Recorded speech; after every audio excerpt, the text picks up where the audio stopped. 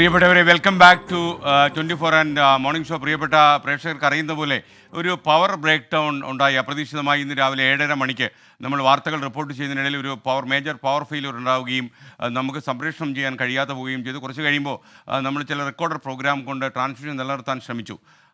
എന്നാലും ഇപ്പോൾ പൂർണ്ണമായും സംപ്രേഷണം നമുക്ക് പുനഃസ്ഥാപിക്കാൻ കഴിഞ്ഞത് ഇപ്പോൾ മാത്രമാണ്. പ്രേക്ഷകർക്ക് ഒരുപാട് ബുദ്ധിമുട്ടുണ്ടായി എന്ന് എനിക്കറിയാം. ലോകമെമ്പാടും വരുന്ന ഈ 24 എന്ത് സംഭവിച്ചു, അതായത് ഫ്ലവേഴ്സിലും ഇതേ പ്രശ്നം ഉണ്ടായി. നമ്മുടെ ഈ MCRും PCRും ഇങ്ങനെയൊക്കെ പറയുന്ന സാങ്കേതിക സ്ഥലങ്ങളൊക്കെ തന്നെ ഈ പവർ ഫെയിലുകളിൽ തകർന്നുപോയി. അപ്പോൾ എന്തെങ്കിലും ഇതിൻ്റെ പിന്നിൽ വല്ല അട്ടിമറിയോ എന്തെങ്കിലും ഉണ്ടോ എന്നുള്ള കാര്യം ഞങ്ങൾ അന്വേഷിക്കുകയാണ്. എന്തായാലും അത് പിന്നാലെ അറിയിക്കാം. പ്രിയപ്പെട്ട പ്രേക്ഷകരോട് എനിക്ക് പറയാനുള്ളത്, നിങ്ങൾക്ക് ഒരുപാട് ബുദ്ധിമുട്ടുകൾ ഇത് ഉണ്ടായി. പ്രത്യേകിച്ചും തിരുവനന്തപുരത്ത് 2 വയസ്സുള്ള കുട്ടിയെ കാണാതെ പോയ സംഭവം നമ്മൾ വേണ്ട രീതിയിൽ റിപ്പോർട്ട് ചെയ്തിരിക്കുമ്പോഴാണ് ഈ ഒരു മേജർ പവർ ബ്രേക്ക് ഡൗൺ നമുക്ക് ഉണ്ടായത്. അപ്രതീക്ഷിതമായിരുന്നു, അവിചാരിതമായിരുന്നു. സാങ്കേതിക പ്രശ്നമായതുകൊണ്ട് നമുക്ക് പ്രത്യേകിച്ചൊന്നും ചെയ്യാൻ കഴിഞ്ഞില്ല.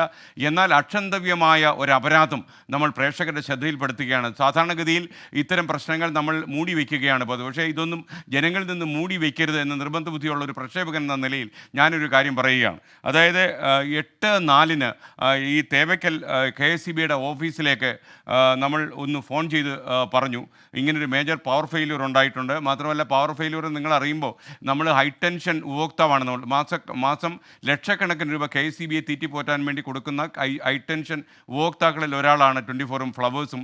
എന്നാൽ ഈ 5 കിലോമീറ്ററാണ് ഈ കാക്കനാട് ന്യൂസ് ഓഫീസിൽ നിന്ന് ഈ തേവയ്ക്കൽ ഓഫീസിലേക്കുള്ളത്. അപ്പോൾ ഈ ന്യൂസ് ഓഫീസിലേക്ക് ഈ ഉദ്യോഗസ്ഥന്മാർ വന്നത് 9:42 എന്ന് വെച്ചാൽ ഒരു സെക്കൻഡ് പോലും പവർ ബ്രേക്ക് ഡൗൺ ഈ പ്രക്ഷേപണ കേന്ദ്രത്തിൽ ഉണ്ടാകുന്നത് വലിയ അപരാധമായിട്ടാണ് പ്രക്ഷേപണ കമ്പോളം കാണുന്നത്. അങ്ങനെയുള്ളൊരു സാഹചര്യത്തിൽ ഏതാണ്ട് 8:04 ലഭിച്ച വിവരത്തിൻ്റെ അടിസ്ഥാനത്തിൽ 9:42 ഉദ്യോഗസ്ഥന്മാരെത്തുന്നു. ഞാൻ ഈ ചില ഉദ്യോഗസ്ഥന്മാരുമായി ബന്ധപ്പെട്ടപ്പോൾ അവർ കോൺഫറൻസിലായിരുന്നു. അതിരാവിലെ തന്നെ ഇവരെല്ലാവരും കോൺഫറൻസിൽ ഇരിക്കുകയാണ്. ഉപഭോക്താവിൻ്റെ താല്പര്യം, ഒരു സ്ഥാപനം നശിച്ചു പോകുന്ന ഒന്നുമല്ല അവരുടെ വിഷയം. കാരണം ഈ KSEB എന്നൊക്കെ പറഞ്ഞാൽ എനിക്ക് മനസ്സിലാകുന്ന ഒരു കാര്യം, ഉപഭോക്താക്കളിൽ നിന്ന് ഇവർ അകന്നു പോയിട്ട് ഒരുപാട് കാലമായി. ഇവർക്കിതൊന്നും വിഷയമല്ല. കാരണം കൃത്യമായി 31-ാം തീയതി ശമ്പളം പെട്ടിയിൽ വീഴും എന്നതുകൊണ്ട് ഈ ഉദ്യോഗസ്ഥന്മാർക്കൊന്നും പ്രശ്നമില്ല. 9:42 ആയപ്പോഴാണ് ഇവർ ഇത് പവർ നന്നാക്കാനായിട്ട് ഇവിടെ വന്നത്. ഞാൻ മന്ത്രി കൃഷ്ണൻകുട്ടിയെ വിളിച്ചിട്ട് കാര്യം പറഞ്ഞു. അപ്പോൾ അദ്ദേഹം പറഞ്ഞു, നിങ്ങൾ ചെയർമാനോട് കൂടി ഒന്ന് പറഞ്ഞേക്കുമെന്ന് പറഞ്ഞു. നമ്മൾ അതായത് രാജൻ കോബ്രഡെ എന്ന് പറയുന്ന IAS ഓഫീസറാണ് ഈ KSEBയുടെ ചെയർമാൻ എന്ന് പറയും, നിങ്ങൾക്കറിയാം. അദ്ദേഹത്തിന് തൊണ്ടവേദനയാണെന്ന് അദ്ദേഹത്തിൻ്റെ ടെക്നിക്കൽ അസിസ്റ്റൻറ്റ് മിസ്റ്റർ അനിൽ എന്നോട് പറഞ്ഞു. അദ്ദേഹം ഫോൺ വിളിച്ചിട്ട് എടുത്തില്ല. കുറേ തവണ ഞാൻ ശ്രമിച്ചു. ചിലപ്പോൾ അദ്ദേഹം പറയുന്നത് ശരിയായിരിക്കും. പക്ഷേ ഒരു കാര്യം നിർബന്ധമായിട്ട് ഞാൻ പ്രേക്ഷകരെ അറിയിക്കുകയാണ്, ഈ KSEB ചെയർമാനും നമ്മുടെ സംസ്ഥാനത്തെ വൈദ്യുത മന്ത്രിയും തമ്മിൽ സംസാരിക്കാതായിട്ട് കുറേ കാലമായെന്നാണ് പറയുന്നത്. മാത്രമല്ല, ഇവർ തമ്മിൽ നല്ല ബന്ധത്തിലേ അല്ല.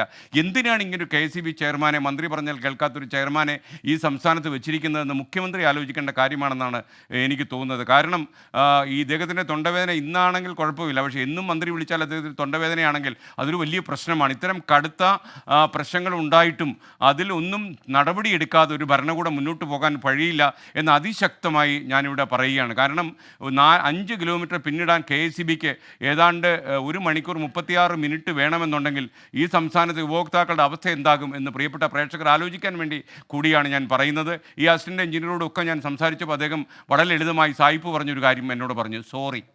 അദ്ദേഹത്തിന് സോറി പറഞ്ഞപ്പോൾ അദ്ദേഹത്തിൻ്റെ പ്രശ്നം മാറി. ഞാൻ പറയുന്നത്, ഈ കേസ് വളരെ ഗൗരവമായി വൈദ്യുത ബോർഡ് അന്വേഷിക്കുകയും മാസാമാസം ലക്ഷക്കണക്കിന് രൂപ പേ ചെയ്യുന്ന ഹൈടെൻഷൻ ഉപഭോക്താക്കളെ ആപത്തിലാക്കുന്ന ജീവനക്കാർ ആരാണോ അവരെ അന്വേഷണ വിധേയമായി സസ്പെൻഡ് ചെയ്ത് ആവശ്യമായ നടപടികൾ സ്വീകരിക്കണമെന്ന് ഈ സ്ഥാപനത്തിൻ്റെ മാനേജിംഗ് ഡയറക്ടർ എന്ന നിലയിലും ഈ 24ൻ്റെ ചീഫ് എഡിറ്റർ എന്ന നിലയിലും ഞാൻ മന്ത്രിയോട് ആവശ്യപ്പെട്ടിരിക്കുകയാണ്. കാരണം ഇതൊരു ജനാധിപത്യ രാജ്യമാണ്. ഉപഭോക്താവാണ് ദൈവം. Consumer is the king. അത് അപ്പോൾ കൺസ്യൂമറിനെ സ്ലേവായിട്ട് കാണുന്ന ജീവനക്കാരുണ്ടെങ്കിൽ അവർക്ക് കിടക്കാനുള്ള സ്ഥലവും ഇരിക്കാനുള്ള സ്ഥലവും ബഹുമാനപ്പെട്ട മന്ത്രി കാണിച്ചു കൊടുക്കണം എന്നാണ് ഞങ്ങൾക്ക് പറയാനുള്ളത്. ഇത് മാത്രമേ ഞാനിപ്പോൾ തൽക്കാലം പറയുന്നുള്ളൂ. ആധികാരികമായി ഈ പരാതി ഞങ്ങൾ ഇവർക്കെല്ലാം അയച്ചു കൊടുക്കുന്നുണ്ട്. മേൽ നടപടി സ്വീകരിക്കാൻ ഈ ഉത്തരവാദപ്പെട്ടവർ തയ്യാറാകണം എന്നുകൂടി ആവശ്യപ്പെടുന്നു. ഇനി ഒരു ഉപഭോക്താവിനും KSEBയിൽ നിന്ന് ഇത്തരം വൃത്തികെട്ട ഒരു പെരുമാറ്റം ഉണ്ടാകാതിരിക്കാൻ വേണ്ടി മാത്രമാണ് ഞാനിത് പ്രേക്ഷകരോട് തുറന്നു പറയുന്നത്.